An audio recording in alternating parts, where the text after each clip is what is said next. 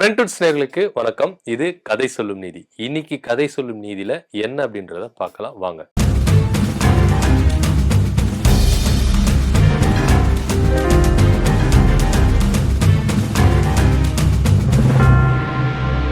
ஒரு ராஜா கிட்ட 2 தாய்மார்கள் என்ன பண்றாங்க, நீதி கேட்டு போறாங்க. அப்படி என்ன நீதி அப்படின்னு பாத்தீங்கன்னா, 2 பேருக்கும் பாத்தீங்கன்னா குழந்தைகள் இருக்கு. தனித்தனி ஆண் குழந்தைகள் பிறந்திருக்கு. அப்படி பிறக்கும் பொழுது ஒரு தாய் என்ன பண்றாங்கன்னா, அந்த குழந்தைய சரியா பராமரிக்கவே இல்லை. அதனால என்ன பண்றாங்க, அந்த குழந்தை என்ன பண்ணுது, இறந்து போயிருது. இன்னொரு தாய் இருக்காங்கல்ல, அவங்க என்ன பண்றாங்கன்னா, அந்த குழந்தைய அந்த காலநிலைக்கு ஏற்ற மாதிரி எப்படியெல்லாம் குழந்தைய பக்குவமா எப்படி அப்படியே பாதுகாக்கணுமோ அப்படி பாதுகாத்து தன்னுடைய குழந்தைய வளர்த்துட்டு வராங்க. இதனால இரவு நேரத்துல இந்த சம்பவம் நடக்குது. அப்ப அந்த இறந்து போச்சுல அந்த குழந்தை, அந்த தாய் என்ன பண்றாங்கன்னா, பக்கத்துல இருக்கிற அந்த குழந்தைய பாக்குறாங்க. இந்த குழந்தை மட்டும் உயிரோட இருக்க, நம்ம குழந்தை இறந்துருச்சு அப்படின்னு சொல்லிட்டு என்ன பண்ண போறாங்க, குழந்தைய என்ன பண்றாங்க, மாத்தி வச்சிடறாங்க. இறந்து போன குழந்தைய என்ன பண்றாங்க, அந்த தாய் கிட்டையும் உயிரோடு இருக்கிற குழந்தைய இவங்க கிட்ட என்ன பண்றாங்க, மாத்தி வச்சுக்கிறாங்க.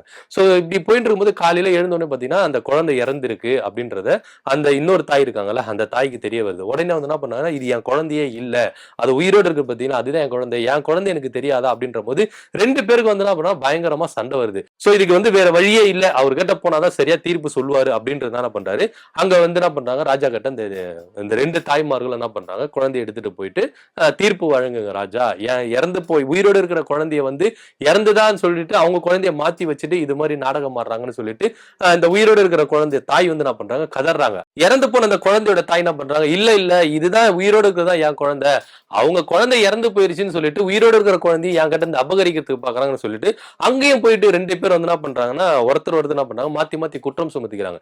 இதை பார்த்த ராஜா ரொம்ப கடுப்பா என்ன பண்றாரு, ஒரு தீர்ப்பு சொல்றாரு. சோ இப்ப நான் ஒரு தீர்ப்பு சொல்லுவேன், இந்த தீர்ப்புக்கு 2 பேரும் கம்பல்சரி என்ன பண்ணணும், உடன்படணும் அப்படின்னு சொல்லிட்டு என்ன பண்றாங்க, தீர்ப்பு சொல்றாரு. என்ன தீர்ப்பு அப்படின்னு பாத்தீங்கன்னா, இந்த குழந்தை உயிரோடு இருக்கிற குழந்தைய என்ன பண்ண போறேன், 2 துண்டா வெட்டி 2 பேர்கிட்ட கொடுக்க போறேன். ஆல்ரெடி ஒரு குழந்தை இறந்துருச்சு, உயிரோடு இருக்கிற குழந்தை என்ன பண்ண போறேன், 2 துண்டா என்ன பண்ண போறேன், வெட்டி நீங்க ஒரு பாகமும் நீங்க ஒரு பாகமும் எடுத்துக்கோங்க அப்படின்ற மாதிரி ராஜா தீர்ப்பு வழங்குறாரு.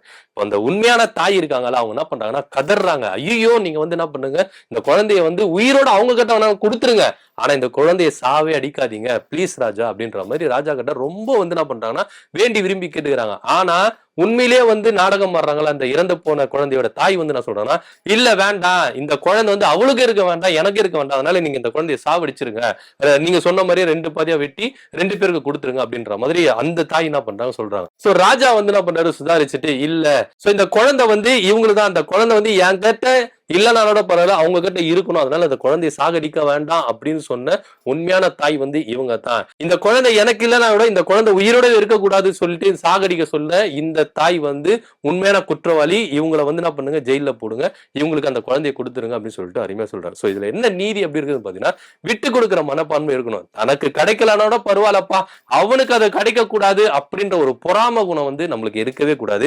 எல்லாத்தையும் என்ன பண்ணுவோம், விட்டு கொடுத்துட்டோம்னா நம்ம கண்டிப்பா என்ன பண்ணுவோம், விட்டு கொடுத்தோம் கெட்டு போனது இல்லை அப்படின்ற ஒரு பழமொழி கூட இருக்கு.